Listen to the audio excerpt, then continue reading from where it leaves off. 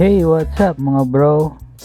RHJ at Yeng Giao nagsigawan matapos nga mapansin ni Coach Yeng na nasa likuran ng bench nila si RHJ. Ayon kay Coach Yeng ay hindi raw umano nirespeto ni RHJ ang bench ng Rain or Shine at nagulat na lamang daw sila kung bakit kailangan pa lumapit ni RHJ sa huddle ng Ross at doon pa magreklamo.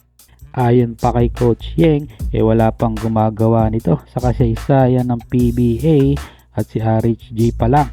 Nagsimula yan ang tawagan ng kapatid ni RHJ na si Raleigh Hollis Jefferson ng isang technical foul sa last 49 seconds ng laro na nagresulta yan sa tatlong free throw para mabigyan ng 1 point na lamang ang Rain or Shine.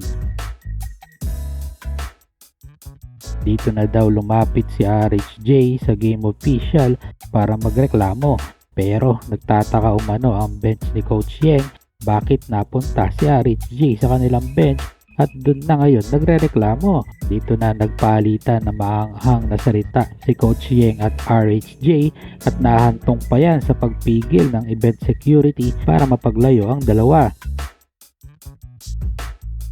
Pero sa huli, masaya pa rin si Coach Yeng dahil nakuha nila ang panalo laban niya sa koponan ni RHJ at nilinaw na baka lang daw bugso ng damdamin ang komosyon ni RHJ at kung bakit siya napunta sa bench ng Rain or Shine.